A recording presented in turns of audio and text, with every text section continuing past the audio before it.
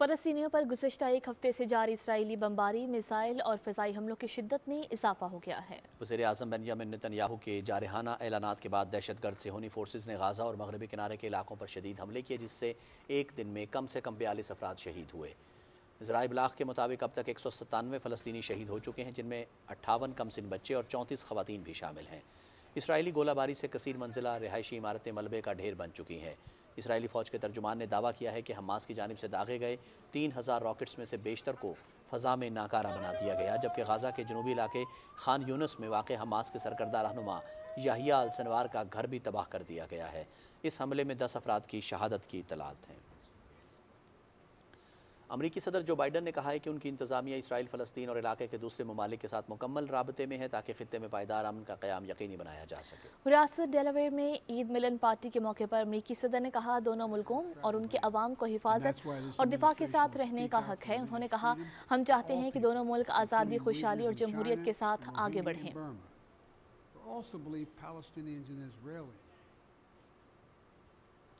امریکی وزیر خارجہ اینٹنی بلنکن بھی علاقے میں امن کے لیے متحرک ہو گئے ہیں۔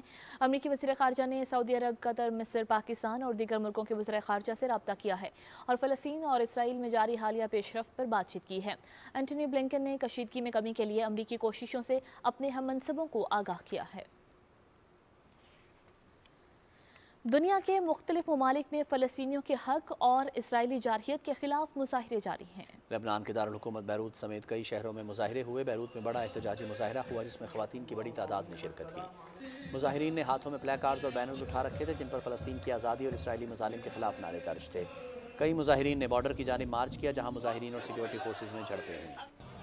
شام کے دارالحکومت دمشق میں فلسطینیوں کی حمایت اور اسرائیلی بربریت کے خلاف بڑا احتجاجی مظاہرہ ہوا جس میں ہزاروں افراد نے شرکت کی۔ مظاہرین نے شامی اور فلسطینی پرچم تھام رکھے تھے اور وہ اسرائیل کے خلاف شدید نعرے بازی کر رہے تھے۔ مظاہرے میں شریک ایک نوجوان محمد رافع نے کہا کہ وہ غزہ میں موجود تمام فلسطینیوں کو قتل کر دیں گے، کوئی بھی ان کا درد نہیں جان سکتا، ہم یہاں مظلوموں کی حمایت کے لیے اکٹھے ہوئے ہیں۔ اردن کے دارالحکومت عمان میں ہزاروں افراد نے نہتے فلسطینیوں پر اسرائیلی حملوں کے خلاف مظاہرہ کیا۔ مظاہرین نے اپنی حکومت پر زور دیا کہ وہ اسرائیل کے خلاف امن معاہدے کو ختم کرے۔ مظاہرین نے مطالبہ کیا کہ اسرائیلی سفیر کو واپس بھیجا جائے اور جنگ بندی تک اسرائیل کے ساتھ تمام تعلقات منقطع کر دیے جائیں۔ اردن کے وزیر خارجہ ایمان الصافدی نے کہا ہے کہ اسرائیلی اقدامات خطے کو بڑی تباہی کی جانب لے جا رہے ہیں۔ فلسطین میں مغربی کنارے کی اسرائیلی آبادکاری کے علاقے بیت ایل میں سینکڑوں فلسطینیوں نے مظاہرہ کیا۔ مظاہرین کو منتشر کرنے کے لیے اسرائیلی پولیس نے ڈرون سے شیلنگ کی۔ پولیس اور مظاہرین میں شدید جھڑپیں ہوئیں۔ نیدرلینڈز کے شہر ایمسٹرڈیم کے ڈیم سکوئر میں فلسطینیوں کے ساتھ یکجہتی کے اظہار کے لیے سینکڑوں لوگ جمع ہوئے۔ مظاہرین نے فلسطین کے پرچم لہرائے اور فلسطینیوں جیسا لباس زیب تن کیا۔ انسانی ہمدردی کی بنیاد پر مصر نے فلسطین کی سرحد پر رفح بارڈر کراسنگ کو عید کی تعطیلات کے باوجود کھول دیا ہے۔ علاقے میں 16 ایمبولینسز کے ذریعے سینکڑوں زخمیوں کو سرحد پر پہنچا دیا گیا جہاں پر میڈیکل ٹیمیں ابتدائی طبی امداد کے لیے مصروف عمل ہیں۔ زخمیوں میں خواتین، بچے اور طلباء شامل ہیں۔ وزیر خارجہ شاہ محمود قریشی سے فلسطینی سفیر جواد امین نے اسلام آباد میں ملاقات کی اور فلسطین میں امن و امان کی بگڑتی ہوئی صورتحال پر تبادلہ خیال کیا۔ وزیر خارجہ نے کہا نہتے فلسطینیوں پر اسرائیلی جارحیت کی شدید مذمت کرتے ہیں۔ انہوں نے فلسطینی سفیر سے معصوم فلسطینیوں کی شہادتوں پر تعزیت کا اظہار کیا اور کہا اسرائیلی جارحیت رکوانے کے لیے مسلم ممالک اور عالمی برادری کے ساتھ روابط جاری ہیں۔ فلسطینی سفیر نے پاکستان کی بھرپور حمایت اور اظہار یکجہتی پر وزیر خارجہ کا شکریہ ادا کیا۔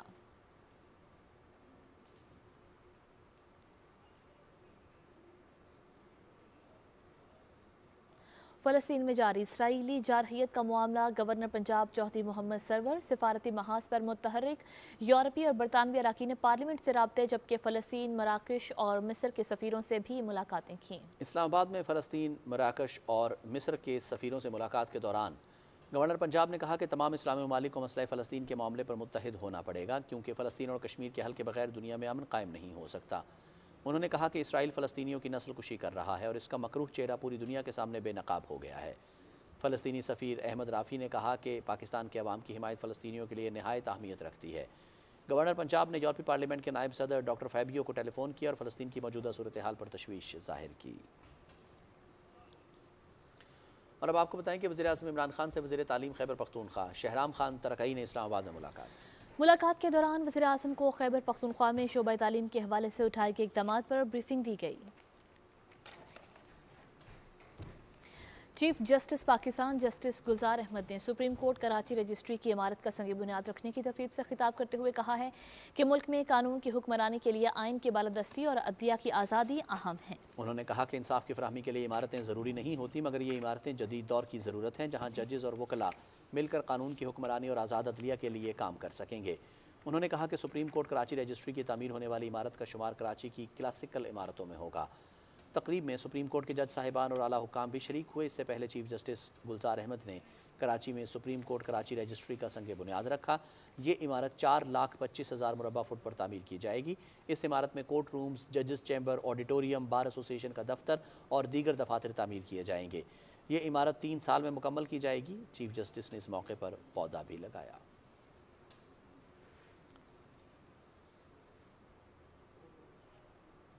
पाकिस्तान ने अफगान क़यादत की जानिब से बेबुनियाद और गैर ज़िम्मेदाराना बयान पर अफगानिस्तान से एहतजाज किया है।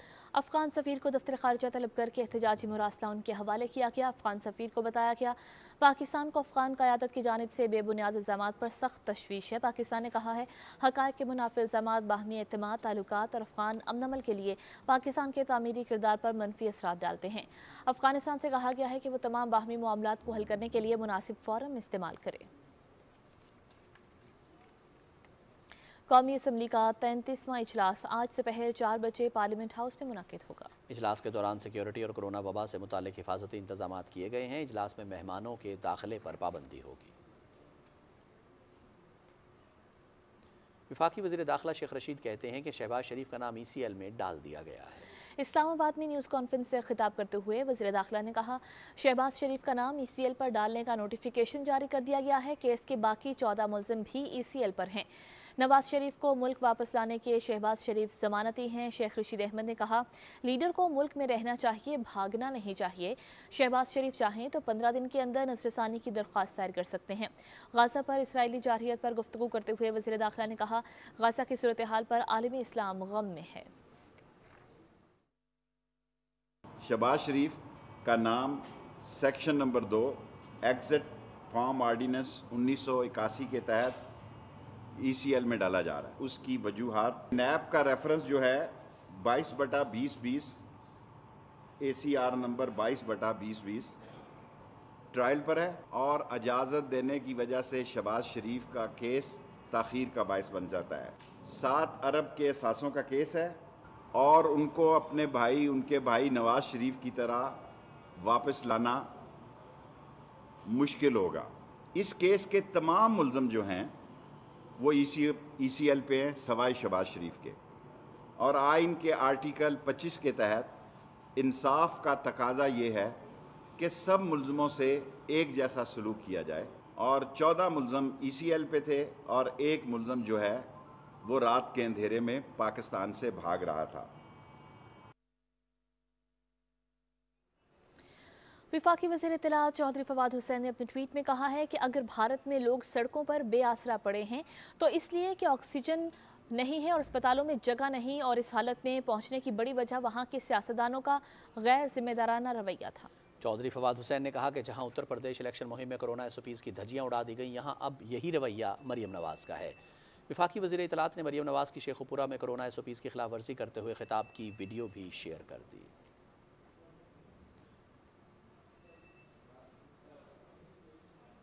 वज़ीर मुमलिकत इत्तलाआत और नशरियात फ़ारूक हबीब कहते हैं कि अवाम ने NCOC की हिदायत पर अमल करते हुए एहतियाती तदाबीर पर अमल दरामद किया, जिसके बायस कोरोना का ग्राफ नीचे आना शुरू हो गया है। जबकि दूसरी जानिब मरियम सफ़दर कोरोना SOPs की खिलाफ वर्जी करते हुए लोगों की जानों को ख़तरे में डाल रही हैं। अपने ट्वीट में फ़ारूक हबीब ने कहा कि अवाम ने ईद के मौके पर जिम्मेदारी का मुजाहिरा करते हुए कोरोना SOPs पर अमल किया है, लेकिन मरियम सफ़दर को अवाम की जान की परवाह नहीं, वो सिर्फ अपने ज़ाती मफादात के तहफ़्फ़ुज़ की खातिर इज्तिमा कर रही हैं।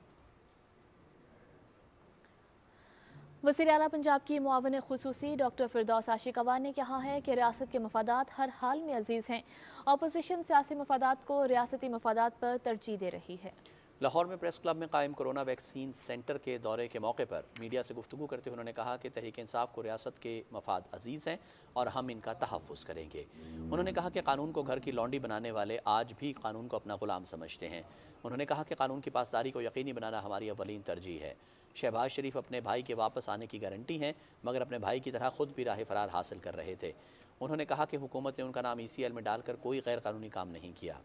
معاون خصوصی نے کہا کہ عوام اور ملک کے مفاد میں ہونے والے فیصلے چھٹی کا دن نہیں دیکھتے، بدقسمتی سے اپوزیشن کا بیانیہ اپنی ذات کا درد بن کر رہ گیا ہے۔ انہوں نے کہا کہ عوام جانتی ہے وزیر اعظم عمران خان دن رات قوم کے لیے کام کر رہے ہیں، بہت جلد مہنگائی کے وائرس پر قابو پا لیں گے اور جو سیاسی عناصر مہنگائی کے مصنوعی بحران میں شریک ہیں ان کے خلاف قانون کے مطابق کارروائی کی جائے گی۔ انہوں نے کہا کہ پاکستان مظلوم فلسطینیوں اور کشمیریوں کے ساتھ کھڑا ہے اور ہر فورم پر ان کی آواز بنا رہے گا۔ ترجمان بلوچستان حکومت لیاقت شاہبانی کہتے ہیں کہ غزہ میں اسرائیلی بربریت کی بھرپور مذمت کرتے ہیں۔ فلسطینیوں کے ساتھ اظہار یکجہتی کے لیے آج بلوچستان میں یوم فلسطین منایا جا رہا ہے۔ کوئٹہ میں میڈیا بریفنگ کے دوران ترجمان بلوچستان حکومت نے کہا صوبے میں 8 سے 16 مئی تک لاک ڈاؤن نافذ کیا گیا تھا۔ عوام کا لاک ڈاؤن کے دوران SOPs پر عمل کرنا خوش آئند ہے۔ تعلیمی اداروں کو کھولنے یا بند رکھنے کے حوالے سے لیاقت شاہبانی نے کہا کہ 23 مئی تک تعلیمی ادارے بند رکھنے کے لیے بلوچستان حکومت نے ابھی فیصلہ کرنا ہے۔ ترجمان بلوچستان حکومت نے کہا کہ صوبے میں ویکسینیشن سینٹرز قائم ہیں اور اس وقت آکسیجن سلنڈرز کی کوئی کمی نہیں ہے۔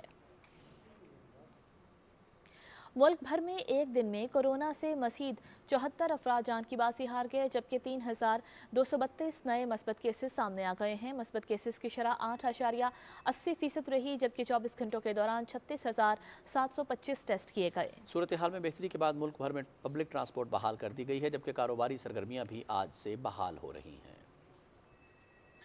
بھارت میں کرونا وائرس کی شدت برقرار ہے۔ گزشتہ 24 گھنٹوں کے دوران کورونا کے مزید 2,81,000 سے زائد نئے کیسز سامنے آ گئے، جبکہ مزید 4,092 افراد جان کی بازی ہار گئے۔ اس وقت بھارت میں ہلاکتوں کی مجموعی تعداد 2,74,000 سے زیادہ ہو گئی ہے اور متاثرہ افراد کی مجموعی تعداد 2,50,00,000 کے قریب پہنچ گئی ہے۔ بھارت کے کئی علاقوں میں اب بھی لوگ اپنے عزیزوں کے لیے ویکسین، آکسیجن اور وینٹیلیٹرز کا انتظام کرنے کی کوشش کرتے نظر آ رہے ہیں۔ بھارتی دارالحکومت نیو دہلی میں مزید ایک ہفتے کے لیے لاک ڈاؤن میں توسیع کر دی گئی ہے۔ لاک ڈاؤن کے دوران میٹرو سروس بھی بند رہے گی۔ وزیر اعلیٰ اروند کیجریوال نے کہا کہ لاک ڈاؤن اگرچہ 17 مئی تک تھا، مگر اب ہم اسے مزید ایک ہفتے کے لیے بڑھا رہے ہیں۔ ان کے مطابق لاک ڈاؤن کے دوران دہلی میں کورونا وائرس کے کیسز میں نمایاں کمی واقع ہوئی ہے۔ انہوں نے اپنی پارٹی کے کارکنان سے بھی لاک ڈاؤن کی خلاف ورزی نہ کرنے کی اپیل کی ہے۔ دنیا بھر میں کورونا سے ہلاکتوں کی تعداد 33,92,000 سے زیادہ ہو گئی، جبکہ 16,37,00,000 سے زیادہ افراد اس مہلک وائرس سے متاثر ہیں۔ اس وقت 14,21,00,000 سے زیادہ افراد صحت یاب ہو چکے ہیں۔ امریکہ میں کورونا کی صورتحال کافی بہتر ہو رہی ہے۔ امریکہ جہاں روزانہ ہزاروں کی تعداد میں لوگ جان کی بازی ہار جاتے تھے، گزشتہ 24 گھنٹے میں 287 افراد ہلاک ہوئے، جبکہ 17,000 سے زیادہ نئے کیسز رپورٹ ہوئے۔ برازیل میں ایک دن میں 971 افراد ہلاک، جبکہ 36,000 سے زیادہ نئے کیسز رپورٹ ہوئے ہیں۔ فرانس میں ایک دن میں 81، ترکی میں 223، جبکہ روس میں 391 افراد ہلاک ہوئے ہیں۔ ناظرین، آگے بڑھتے ہوئے آپ کو بتائیں کہ عالمی ادارہ صحت نے خبردار کیا ہے کہ طویل گھنٹے کام کرنا آپ کے لیے موت کا باعث بن سکتا ہے۔ عالمی ادارہ صحت کے مطابق طویل گھنٹے کام کرنے سے سالانہ ہزاروں افراد جان کی بازی ہار رہے ہیں، جو کہ ایک پریشان کن ٹرینڈ ہے اور یہ ٹرینڈ کورونا وائرس کے باعث مزید اوپر جا سکتا ہے۔ انوائرمنٹ انٹرنیشنل کی ایک تحقیق کے مطابق 2016 میں دل اور سٹروک کی بیماریوں میں مبتلا 7,45,000 افراد زیادہ گھنٹے کام کرنے کی وجہ سے ہلاک ہوئے، جبکہ 2016 کی نسبت اب دل کی بیماریوں سے متعلق ہلاکتوں کی شرح میں 42%، جبکہ سٹروک سے متعلق ہلاکتوں کی شرح میں 19% اضافہ ہو چکا ہے۔ عالمی ادارہ صحت اور انٹرنیشنل لیبر آرگنائزیشن کی مشترکہ تحقیق کے مطابق زیادہ گھنٹے کام کرنے والوں میں سے 72% مرد تھے، جن میں سے زیادہ تر درمیانی عمر یا بوڑھے تھے، اور ان میں سے زیادہ تر کا تعلق چین، جاپان اور آسٹریلیا سے تھا۔ تحقیق کے مطابق ایک ہفتے میں 55 گھنٹے یا اس سے زیادہ کام کرنے والے افراد دل کی بیماریوں اور سٹروک سے زیادہ متاثر ہو سکتے ہیں۔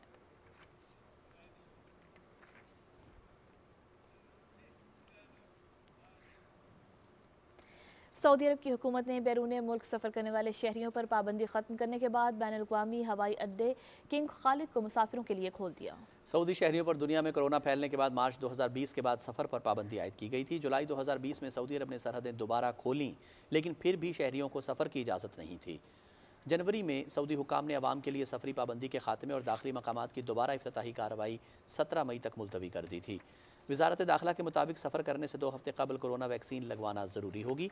सऊदी अरब के वो शहरी जो गुज़श्ता 6 माह के अंदर कोरोना वायरस से सेहतयाब हुए हैं और जिनकी उम्र 18 साल से कम है, उन्हें सफ़र करने की इजाज़त होगी। सऊदी अरब ने ऐलान किया है कि बेशतर ममालिक से हवाई जहाज़ के ज़रिए आने वाले गैर मुल्की ज़ायरीन जिनको कोरोना वैक्सीन लगी होगी, उनको क्वारंटीन करने की ज़रूरत नहीं होगी। गैर कानूनी तौर पर भारत के ज़ेर कब्ज़ा जम्मू कश्मीर में भारतीय फ़ौज ने रियासती दहशतगर्दी की ताज़ा कार्रवाई के दौरान श्रीनगर में 2 कश्मीरी नौजवानों को शहीद कर दिया। भारतीय फ़ौज ने नौजवानों को श्रीनगर के इलाके खमनों में तलाशी और मुहासरे की कार्रवाई के दौरान शहीद किया। आखिरी इतलात मिलने तक इलाके में फ़ौजी कार्रवाई जारी थी। मकबूजा कश्मीर में काबिज़ इंतज़ामिया की तरफ से आयद सख्त पाबंदियों के बावजूद लोगों ने श्रीनगर के इलाके खमनों में, जहाँ भारतीय फ़ौजियों ने नौजवानों को शहीद किया, बड़ी तादाद में सड़कों पर निकल कर एहतजाजी मुजाहिरा किया। सैकड़ों मर्दों ख़वातीन इस इमारत के बाहर जमा हो गए और भारत के ख़िलाफ़ और आज़ादी के हक़ में नारे बुलंद किए। इस्लामाबाद इंतज़ामिया ने जबरी मुशक्क़त कराने वाले भट्टा मालिकान के खिलाफ एक्शन और मुकदमात दर्ज करने से मुतालिक इस्लामाबाद हाई कोर्ट को आगाह कर दिया है। वफाकी दारुल हुकूमत में भट्टों पर मजदूरों से जबरी मुशक्क़त के खिलाफ केस की समाअत इस्लामाबाद हाई कोर्ट के चीफ जस्टिस अतर मिनल्ला ने की। स्टेट काउंसिल दानिया अल हसन ने अदालत को बताया कि अदालती हुक्म के मुताबिक इस्लामाबाद इंतज़ामिया ने पेशगी लेने वाले भट्टा मालिकान के खिलाफ मुकदमा दर्ज किया और वापस जाने वाले वर्कर्स को सहूलियात फराहम करने समेत जबरी मुशक्क़त के खिलाफ एक्शन लिया। खबरों के सिलसिले को आगे बढ़ाएंगे। सिंध असम्बली में कायदे हिस्ब इख्तिलाफ हलीम आदिल शेख ने कहा है कि सिंध हुकूमत आवाम को ज़िंदगी की बुनियादी ज़रूरतों की फराहमी और कराची समेत सिंध भर में अमन अमान को बरकरार रखने में मुकम्मल तौर पर नाकाम हो चुकी है। कराची में न्यूज़ कॉन्फ्रेंस से खिताब करते हुए उनका कहना था कि सिंध में ईमानदार आबादगार के लिए पानी नहीं है और सिंध हुकूमत की मंजूर नज़र वडेरों ने नहरों से बराह रास्त पाइप लगाए हुए हैं, जिसकी वजह से आम आबादगार तक पानी नहीं पहुँचता, जबकि सिंध में महकमा आबपाशी में भी बदउनवानी की जा रही है।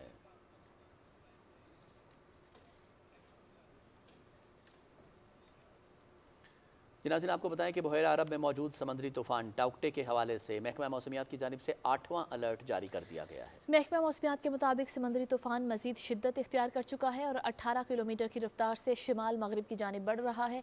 तूफ़ान के मरकज़ में 190 से 210 किलोमीटर फ़ी घंटा की रफ्तार से तेज़ हवाएं चल रही हैं, जबकि हवाओं की ये रफ्तार 230 किलोमीटर फ़ी घंटा को भी छू रही हैं। ये समंदरी तूफ़ान इस वक्त कराची के जनूब मशरक़ से 800 किलोमीटर दूर है। समंदरी तूफ़ान आज शब भारतीय गुजरात से गुजरेगा। समंदरी तूफान से पाकिस्तान के साहली इलाकों को कोई खतरा नहीं है, ताहम समंदरी हवाओं के मुनक़ता होने के बायस सिंध के बेशतर इलाके शदीद गर्मी की लपेट में रहेंगे, जबकि कुछ अजला में गर्द आलूद हवाओं और गरज चमक के साथ कहीं हल्की और कहीं तेज़ बारिश मुतवक्के है। कराची में आज और कल मौसम शदीद गर्म रहेगा।